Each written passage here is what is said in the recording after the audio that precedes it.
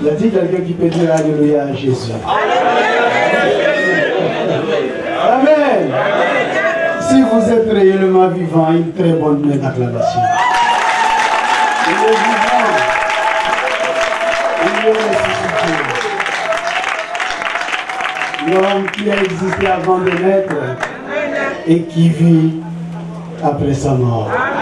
Amen. Regardez votre voisin. Est-ce que vraiment il y a de la joie sur le visage de votre voisin? Hein?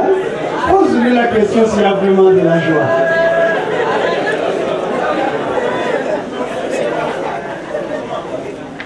Amen. Vous ne savez pas quel est le privilège que vous avez. Hein? Vous ne savez pas qui vous êtes. Comme le pasteur vous a dit, là, il y a des milliers de personnes qui vous envient. Qui aimeraient être ce que vous êtes. Malheureusement, ils ne savent même pas comment le devenir. Mais vous, vous avez eu cette grâce-là. Voilà pourquoi il faut être toujours dans la joie lorsqu'on est dans la présence du Seigneur. Encore une fois de plus, une forte main d'acclamation. À l'honneur de votre Dieu. Amen. Oui, c'est dans le nom du Seigneur que je vous salue. Et je suis effectivement dans la joie d'être au milieu de vous pour partager la parole du Seigneur. Le dimanche passé, pour ceux qui étaient là, vous vous rappelez que le pasteur Hubert nous a parlé du Saint-Esprit. Amen. Et l'objectif qui était poursuivi, et qu'il continue à poursuivre, pour ceux qui sont là le mercredi, et je vous invite d'être là le mercredi, c'est de nous éclairer sur la troisième personne de la Trinité. Et texte à l'appui, il nous a fait voir qui est le Saint-Esprit. Amen. Et pour ceux qui étaient là le premier dimanche de l'année, vous allez vous rappeler que le pasteur Badi nous a parlé du premier voyage missionnaire de Paul. Et l'objectif, c'était de nous encourager de développer un esprit. Quel esprit? Missionnaire.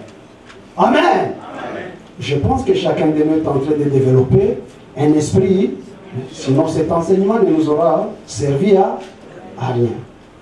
Et ce matin, je n'aimerais pas m'écarter de ce profil de ces deux enseignements.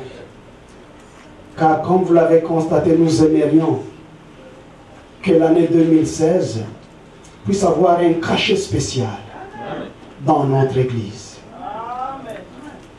Nous aimerions que chacun de nous puisse s'impliquer selon la grâce que le Seigneur lui donne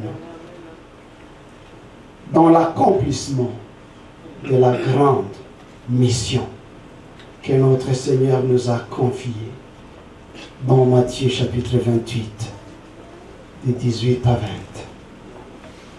Et voilà pourquoi j'ai intitulé le message ou l'enseignement de ce matin comme suit: accomplir l'ordre suprême.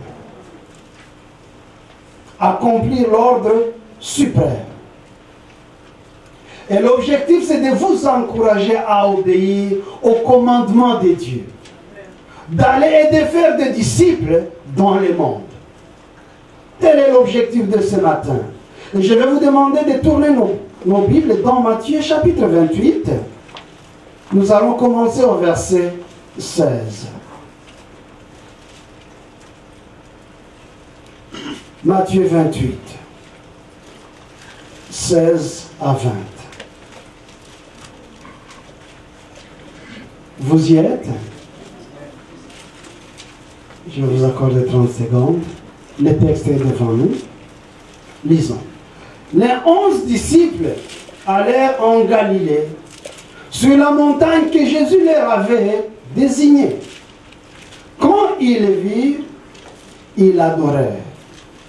Mais quelques-uns eurent des doutes.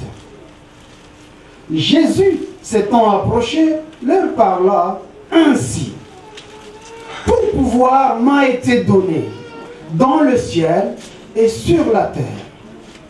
Allez, faites de toutes les nations des disciples, les baptisant au nom du Père, du Fils et du Saint-Esprit, et enseignez-leur à observer tout ce que je vous ai prescrit. Et voici,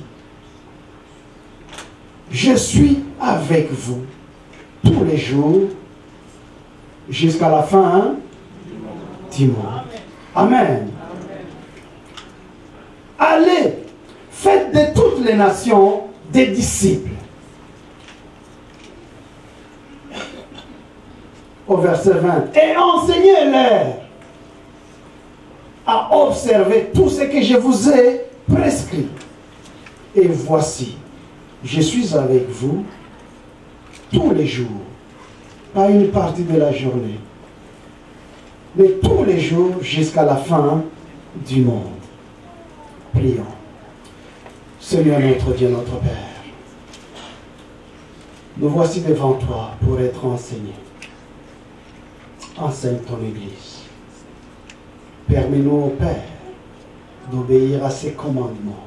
Rends-nous capables, Seigneur, d'être utiles dans l'avancement de ton œuvre. Au nom de Jésus-Christ, je t'ai ainsi prié.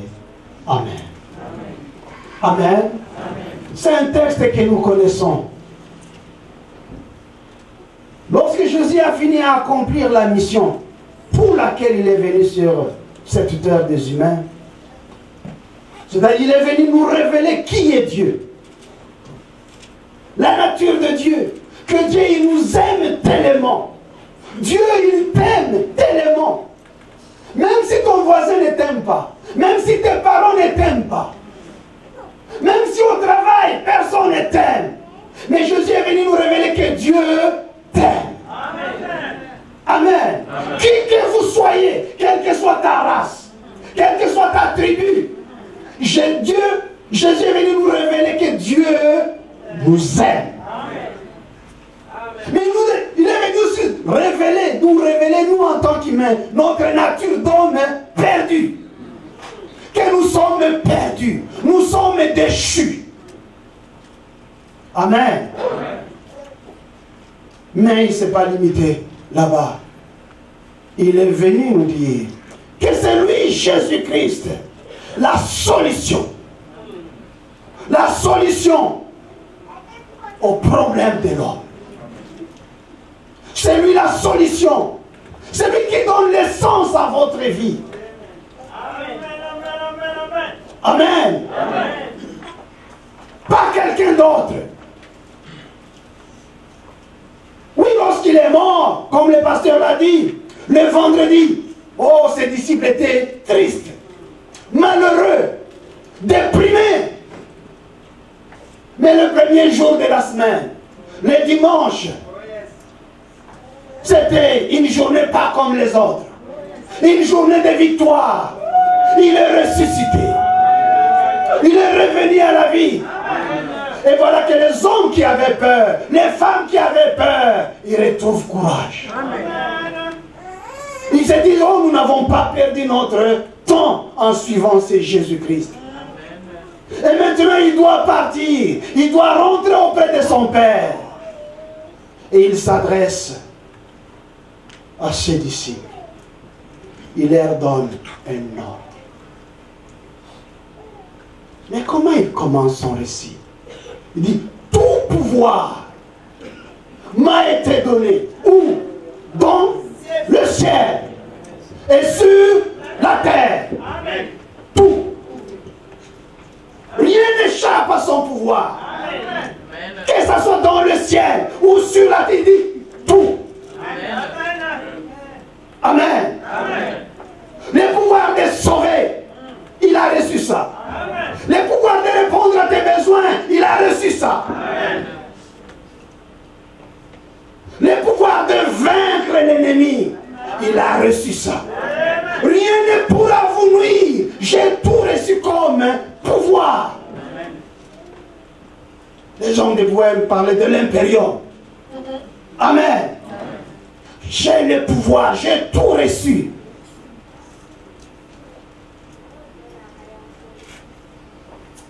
Quand il dit tout, est-ce qu'il y a quelque chose qui reste? Tout pouvoir. Pour vous dire qu'il n'y a aucune autre révélation après Jésus-Christ. Aucune autre révélation. Quand on vous dit que par après il y a d'autres prophètes qu'on sort, ici on nous dit tout pouvoir m'a été donné. Et quand vous venez à Christ, sachez qu'il a reçu tout pouvoir. Que personne ne puisse vous intimider, que votre foi, elle est sans cause. Marchez tête haute, tête dressée. Car la personne qui t'a appelé, elle a reçu tout pouvoir. Amen. Et comme il a reçu tout pouvoir, il donne l'ordre suprême à ses disciples. Il leur donne un ordre. Allez de toutes les nations. Faites quoi? Les disciples. Allez de par le monde, dans toutes les nations, et faites des disciples. Il leur donne le devoir d'enseigner aux nouveaux disciples. Mais les enseignants quoi? Tout ce que je vous ai prescrit. Pas vos coutumes. Amen. Amen. Tout ce que je vous ai prescrit pendant les 3 ans que j'ai vécu avec vous. Vous savez comment je vous ai aimé. Aimez aussi ces nouveaux. Aimez-les. Vous savez combien j'ai eu de la compassion. Ayez de la compassion. Vous savez combien je vous ai supporté. Supportez aussi les nouveaux. Amen. Je m'imagine que là où était Pierre, Pierre comprenait bien cela. Parce que c'est lui qui l'a renié. Mais Pierre, tu m'as renié. Mais je te supportais, je t'aime pareil. Oui, quand vous formez les disciples, même si le disciple te renie, aime-les pareil. Amen. Il faut le supporter. Bref, il dit à l'effet de toutes les nations qu'ils marchent comme je marchais, qu'ils vivent comme j'ai vécu. Amen. Et car je suis avec vous tous les jours. Il conclut ce message. Car je suis avec vous tous les jours jusqu'à la fin du monde. Vous n'êtes pas seul. Je suis avec vous. Il sait que la mission n'est pas facile. Il sait que l'ennemi est impitoyable. Mais voilà pourquoi il tient à rassurer ses disciples.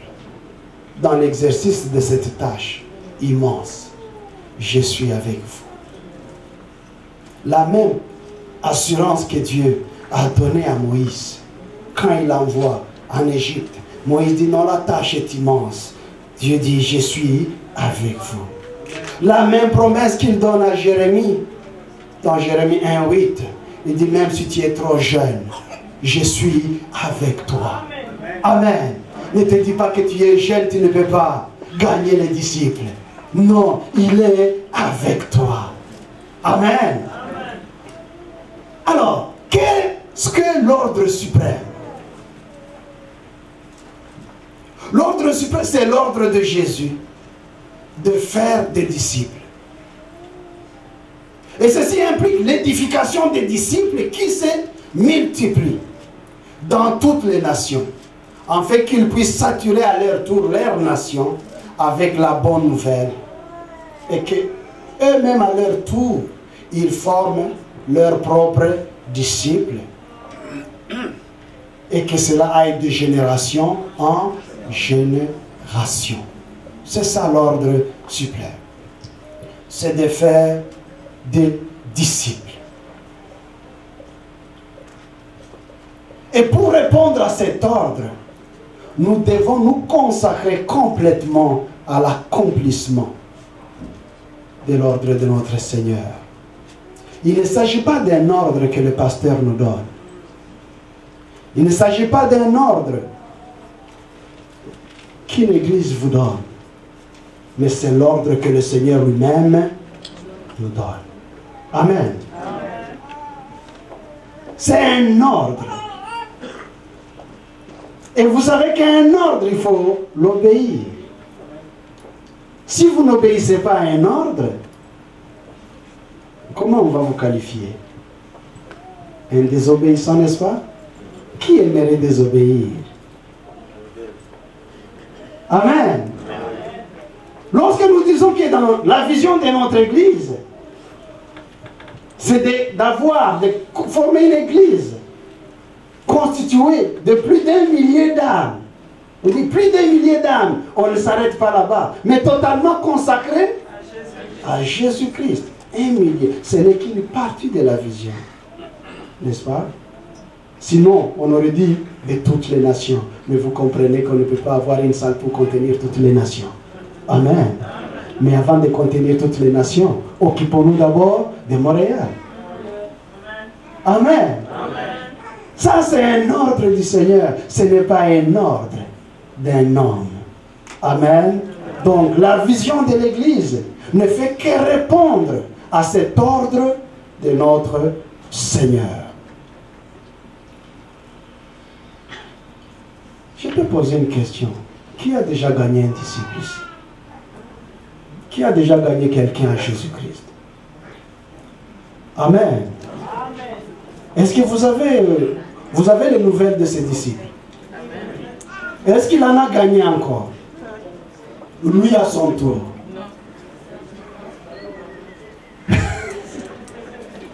Donc la tâche a été incomplète. Parce qu'on gagne un disciple, on les forme pour qu'ils soient en mesure aussi d'en gagner. On va y revenir. Amen. Mais pourquoi le Seigneur donne-t-il cet ordre? Pourquoi il donne cet ordre?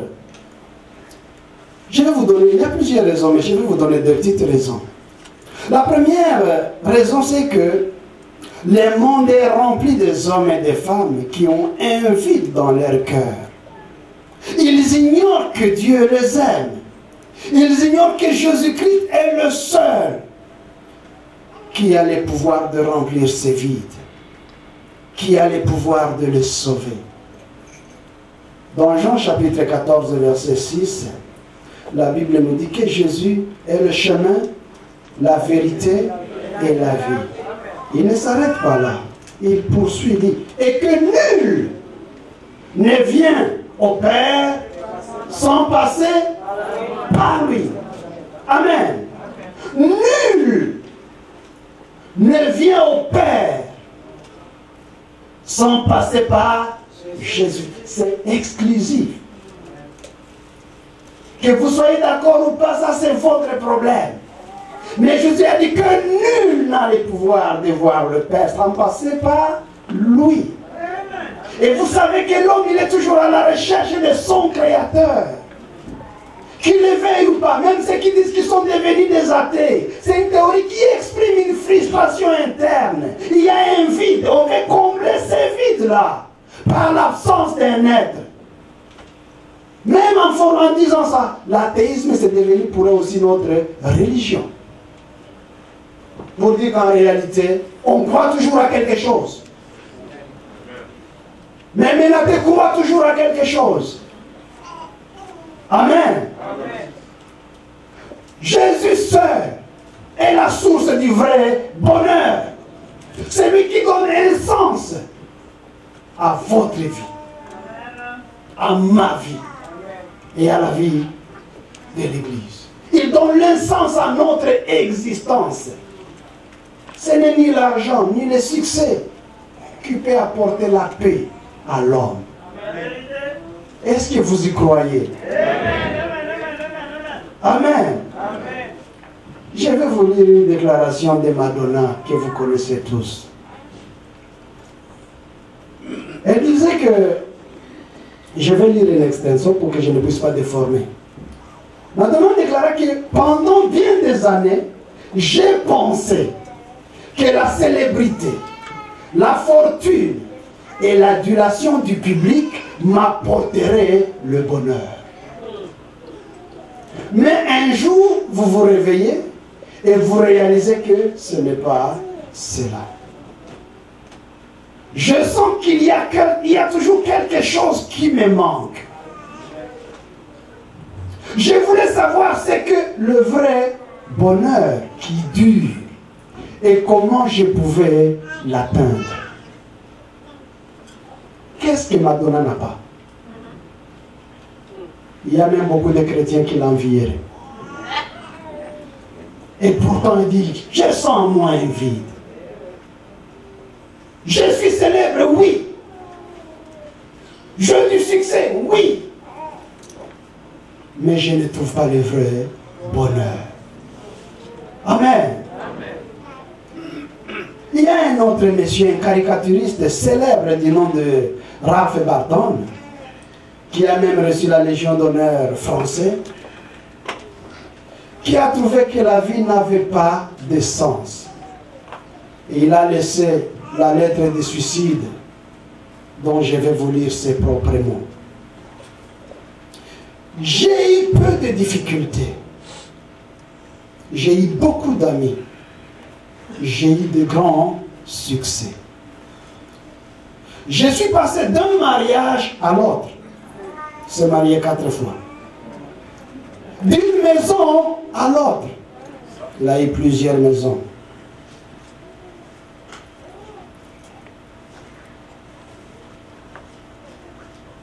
J'ai visité les pays du monde. Oui. Je vous ai dit qu'il a reçu même la Légion d'honneur. Lui, c'est un Américain. Mais je n'en peux plus d'avoir à inventer les moyens de remplir les 24 heures de chaque jour.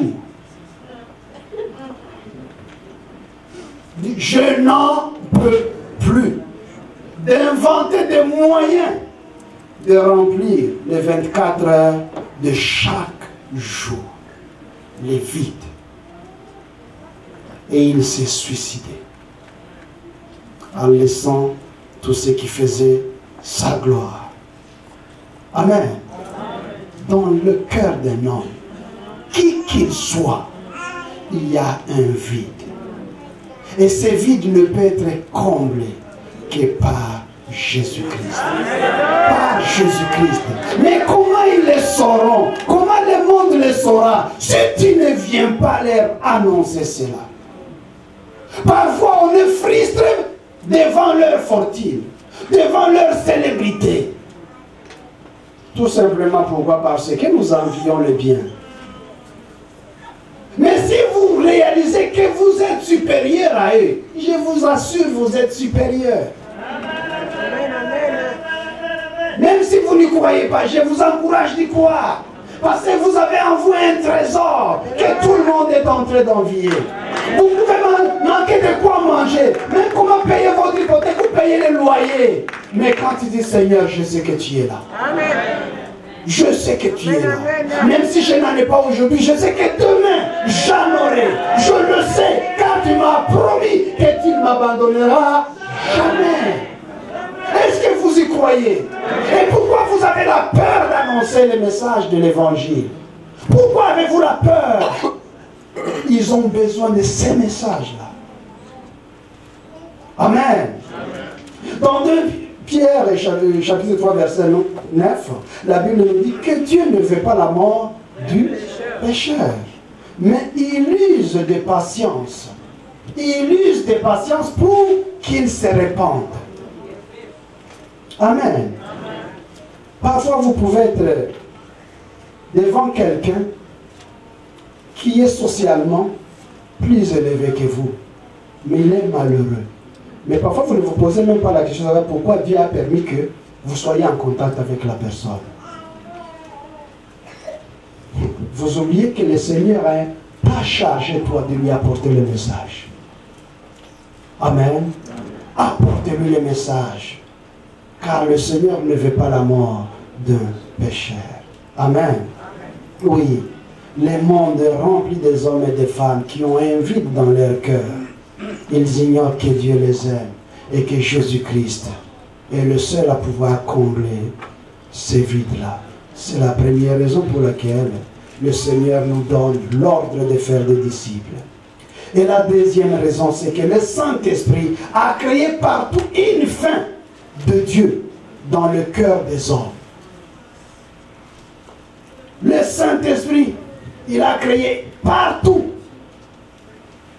la fin de Dieu dans le cœur des hommes. C'est pourquoi beaucoup de personnes répondent lorsque l'évangile est annoncé dans la puissance du Saint-Esprit. Amen. Amen. Regardez ce qui s'est passé à Jérusalem dans Actes 2, verset 41. Lorsque le Saint-Esprit descend. À Jérusalem, là, il n'y avait pas n'importe qui. Ce n'étaient pas des clochards qui étaient à Jérusalem. C'était des hommes pieux qui venaient de toutes les contrées. Qui venaient pratiquement à cette époque-là, on dirait qui venaient du monde entier. C'était le monde entier de l'époque. Amen. Amen. Lorsque Pierre s'adresse à ces gens-là, il dit que nous ne sommes pas ivres, mais nous avons reçu ce qui nous a été promis. Nous avons reçu ce qui nous a été promis. Et nous vous annonçons que le Jésus que vous avez crucifié, non seulement il est ressuscité d'entre les morts, mais c'est lui la solution à vos problèmes. Vous êtes venus ici à Jérusalem chercher la piété. Mais la piété, ce n'est pas à Jérusalem. La piété, c'est dans Jésus-Christ. Tellement le Saint-Esprit était à l'œuvre. La Bible nous dit qu'il y a eu plus de 3000 âmes. Amen. Quand on annonce l'évangile dans la puissance du Saint-Esprit, il y a des conversions. Si vous suivez ce qui se passe dans le monde arabe, comment il y a beaucoup de conversions, vous ne pouvez pas vous en rendre compte. C'est un monde qui est fermé. Mais pour les gens qui ont cette grâce d'accéder à l'évangile, ils sont prêts à se faire décapiter, mais pas renoncer à celui qui a comblé les vides dans leur cœur. Ils ont compris que l'islam ne pouvait pas répondre à leurs besoins. Il ne pouvait pas combler ces vides-là. Seul Jésus-Christ. Et rien au monde, ils ne peuvent renoncer à leur foi. Maman m'a montré une vidéo d'un jeune homme, un ancien musulman qui s'est converti. On lui a demandé de renoncer à sa foi. Il a dit, rien au monde, je ne peux pas renoncer. On devait le prendre. Et il devait s'adresser à sa famille. Mais quel sourire! On regarde, monsieur, la mort est là, elle est certaine. Mais il sourit. On dit non, ce sourire-là, ce n'est pas un sourire humain. Amen. Même dans la mort, il se dit, rien au monde, je ne peux renoncer à Jésus-Christ. Vous savez, vous banalisez Jésus-Christ. Laissez-moi vous dire ça. Parce que vous ne savez pas qui il est. Parfois, vous le prenez pour un copain. Amen. C'est pourquoi on navigue dans le péché. Hein? On navigue facilement dans le péché. On s'accoutume. Hein? Ce n'est pas parce que Jésus s'est fait homme. Hein? Dieu s'est fait homme que nous devons le ban. C'est une grâce qu'il nous accorde. C'est un peu comme quelqu'un au service. C'est ton chef, mais il t'appelle collègue. Mais intérieurement, toi-même, tu sais que ce n'est pas ton collègue. Amen. C'est ton supérieur, mais il t'appelle collègue. Mais toi-même, tu sais même s'il m'appelle collègue, mais en réalité, je ne suis pas. Si le travail commence à 8 heures, tu dois être là à 8 heures, même si tu as appelé collègue. Amen. Ah oui. Ne blaguons pas. Vous avez un trésor. Jésus est le seul à combler ces vides. Parfois, c'est parce que votre vide a été comblé que vous ignorez que vous devez veiller sur ça. Qu'il y a beaucoup de malheureux qui vous envient. Donc ça, c'est la deuxième raison. Alors, comment accomplir l'ordre suprême? Comment accomplir l'ordre suprême? Vous êtes d'accord avec moi que pour atteindre un objectif, il faut toujours une stratégie. Et cette stratégie doit être intelligente.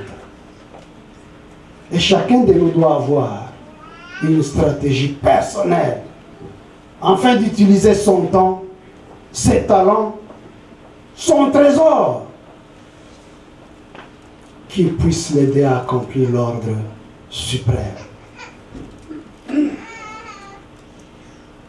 La stratégie la plus facile est celle que nous avons mise sur place ici à l'église.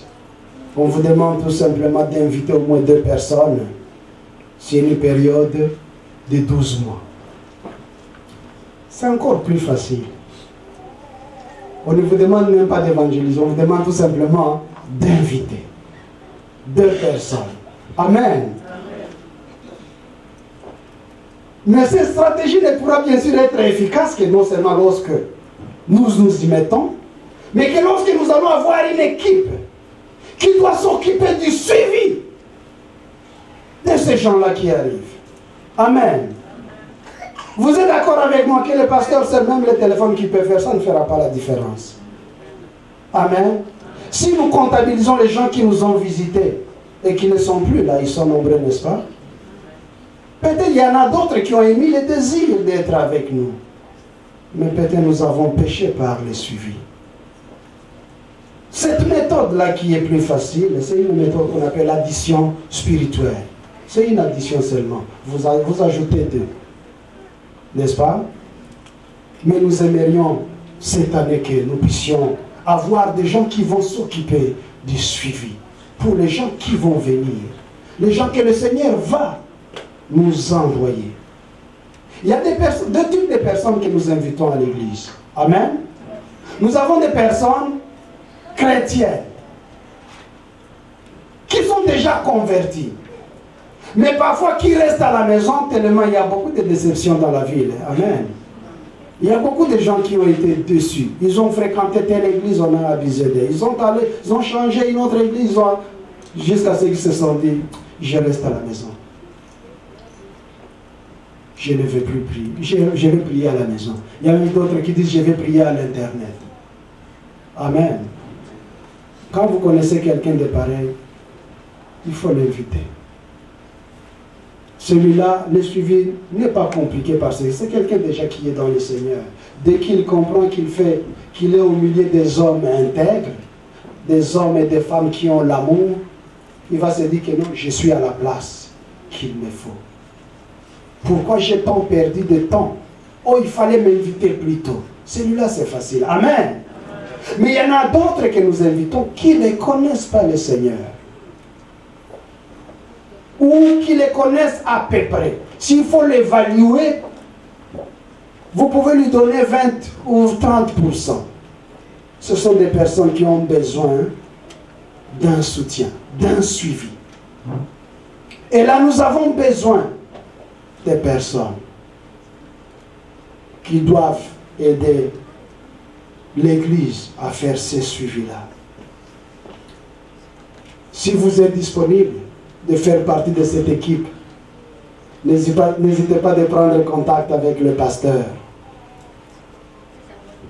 Au besoin, s'il faudra une formation, vous aurez une formation pour vous outiller et vous permettre d'être utile dans l'œuvre du Seigneur. Et dites-vous que ça sera une grâce pour vous.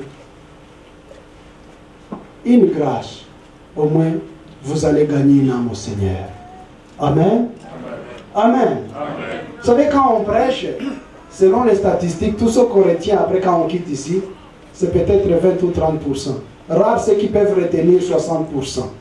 N'est-ce pas? Mais vous, quand vous faites un suivi avec quelqu'un, vous avez au moins tout le temps de lui parler. Il a tout le temps de vous poser même des questions.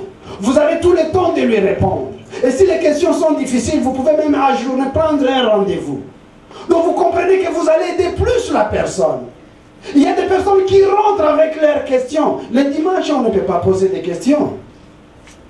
Je bénis le Seigneur pour ceux qui viennent le mercredi. Parce que moi, le mercredi, on pose les questions. Il y a des réponses. Donc, ceux qui feront partie de ce comité de suivi ou cette équipe de suivi, soyez rassurés que c'est une occasion qui vous est donnée pour gagner les âmes au Seigneur. Amen. N'oubliez pas que quand on sera au ciel, le Seigneur va risquer de te demander qu'est-ce que tu as fait de son don qu'il t'a donné. Amen. Il pourra peut-être te montrer les gens qui sont passés par l'église, mais tu n'as rien fait. Il te les montre, ils sont en enfer. Tu risques d'être confus. Amen. Amen, Église. Amen. Y a-t-il des personnes qui sont prêtes? Amen. Amen. Oui, prenez contact avec le pasteur. Ça, c'est la première stratégie, c'est facile, qui est celle de l'addition spirituelle. Il y a une deuxième stratégie qui est celle qui est dit de la multiplication spirituelle. Et c'est celle-là que nous trouvons dans 2 Timothée chapitre 2, verset 2. 2 Timothée chapitre 2, verset 2.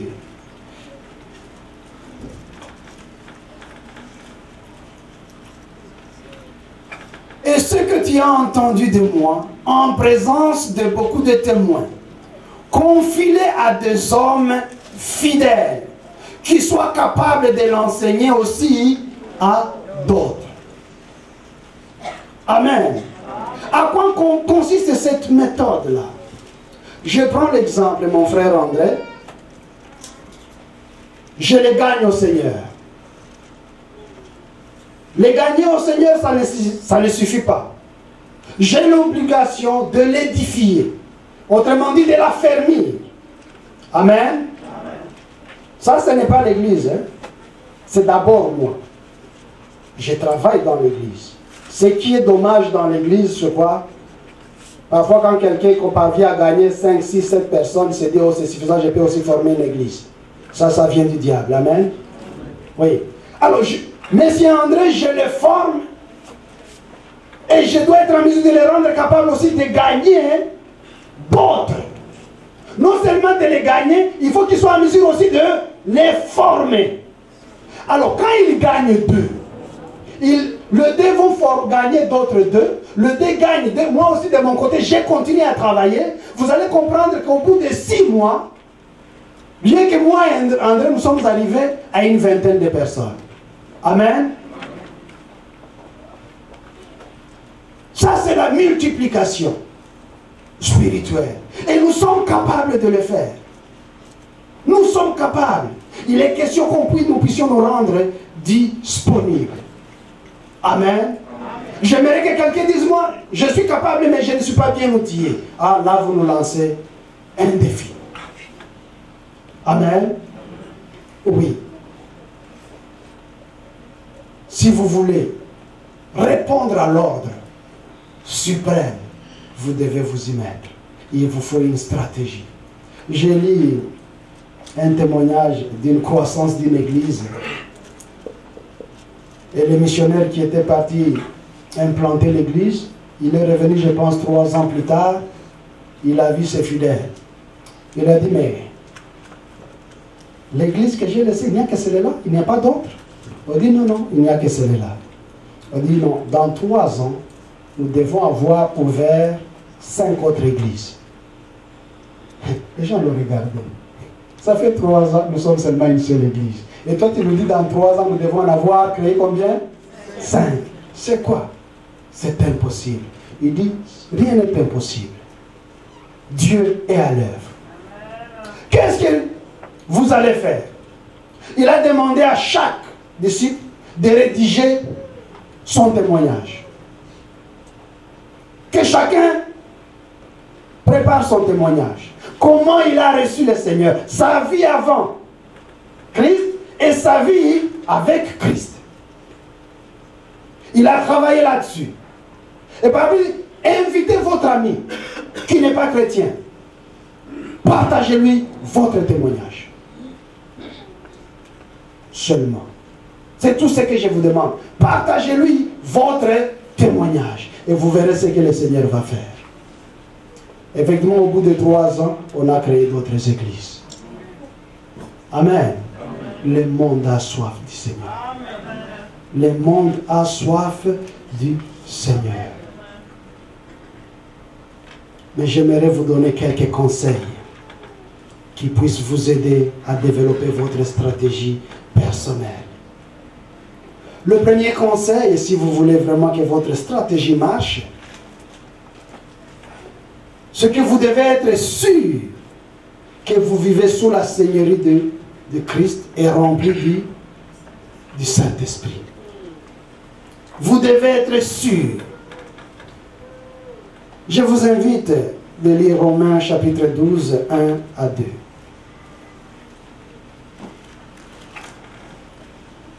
Romains 12, 1 à 2.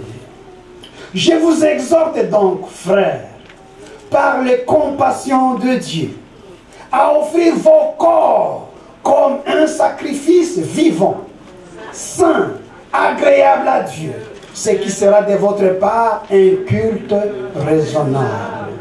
Ne vous conformez pas au siècle présent, mais soyez transformés par le renouvellement de l'intelligence afin que vous discerniez quelle est la volonté de Dieu, ce qui est bon et agréable et parfait. Amen. Soyez sûrs que vous vivez sous la Seigneurie de Jésus-Christ, que vous êtes remplis de son esprit. Là, votre stratégie personnelle va produire des fruits. Votre corps doit être un sacrifice vivant. Et vous savez qu'on ne pouvait pas offrir un sacrifice avec un défaut.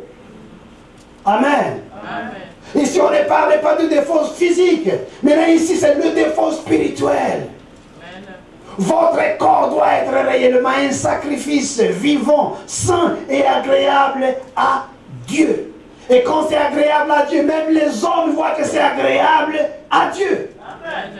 Amen. Ne vous dites pas que non, ça c'est la vie privée. Non, là, vous êtes à côté de la plaque. Amen. Nous devons marcher sur les traces de notre Seigneur Jésus-Christ. Le Seigneur, c'est notre exemple parfait. Il a porté cette chair. Toutes les tentations que nous subissons, il les a subies. Il les a connues. Donc rien ne peut l'impressionner. Amen. Autrement dit, rien ne doit t'impressionner non plus. Tu es en mesure de dominer sur ça. Tu es en mesure de le faire. Nous devons refuser que le monde contrôle notre volonté. Que le monde contrôle nos pensées. Nous devons résister. Parce que si le monde contrôle notre volonté, s'il contrôle nos pensées, nous sommes perdants. On ne pourra faire même pas un pas. Même si nous tentons, vous allez gagner après, vous reculez. Parce que quand on va découvrir que vous êtes un aventurier, Amen. C'est le pasteur Hubert qui m'a fait une histoire de quelqu'un qui avait donné sa vie au Seigneur. Il a reçu même le baptême. Mais lorsqu'il a appris que c'est lui qui l'avait baptisé, il est devenu quelqu'un d'ordinaire. Il a même renoncé à ce baptême. Il a renoncé, il dit non, un homme qui s'est comporté comme moi je me comportais, qu'est-ce qu'il peut faire de mieux? Il a renoncé, il est allé ailleurs. Prendre notre baptême. Est-ce que vous comprenez ça? Amen. Nous devons être sûrs que que nous vivons sous la Seigneurie de notre Sauveur. Que notre corps, c'est un sacrifice vivant, saint. Nous ne devons pas permettre à la chair de nous conduire. Si ta chair te conduit, tu ne peux pas être un disciple. Et tu ne peux pas gagner les autres. La consécration et la soumission totale à la Seigneurie de Jésus-Christ. Voilà ce qui a caractérisé les disciples et les chrétiens du premier siècle. C'était tout simplement ça. On pouvait les emprisonner, on pouvait les fouetter, on pouvait même les tuer. Mais on ne pouvait pas le faire renier. Jamais de la vie. Leur conviction que le salut c'est par Jésus-Christ. Ces gens, on ne les a pas trouvés dans la fraude. On ne les a pas trouvés dans le mensonge. On ne les a pas trouvés dans l'impudicité, dans l'adultère, dans les vols. Loin de là. Mais ils marchaient comme le Seigneur. Ils vivaient comme le Seigneur. Leur corps était un sacrifice vivant. Et j'aimerais ce matin vous encourager à ce que votre corps soit réellement un sacrifice vivant. Cela va vous permettre de gagner les âmes. Amen. Amen. Le deuxième conseil, c'est que vous devez être un homme ou une femme de prière et avec foi. Amen. Pour que Dieu vous dirige dans le développement de votre stratégie personnelle. Amen. Vous pouvez vous dire que moi, Seigneur, je voudrais que durant ces mois avant la fin du mois de janvier, je puisse présenter quelqu'un à l'évangile. Amen. Jusque-là, c'est vague. Mais comment dois-je procéder? Les quelqu'un là, où est-ce que je vais les trouver? Est-ce que c'est au travail? Est-ce que c'est à l'arrêt de bus? Est-ce que c'est par téléphone? Ou c'est à l'église? Amen. Je dis non, ça va être au travail. Alors je demande, Seigneur, je voudrais qu'à la fin de ce mois, j'expose quelqu'un à ton évangile à mon lieu de travail. Amen. Je voudrais que tu places quelqu'un sur mon chemin. Si je prie avec foi, soyez rassurés que le Seigneur va mettre quelqu'un sur mon chemin. Amen. Tu te dis, Seigneur, à l'église, ça fait longtemps que je n'ai pas vu mon frère, ma soeur, ça fait longtemps. Je voudrais qu'avant la fin de ce mois, je puisse aller visiter mon frère. Et je puisse lui partager ce que tu as fait pour moi. Amen. Tu n'as pas vu les frères? Tu te dis, moi je voudrais aller les voir.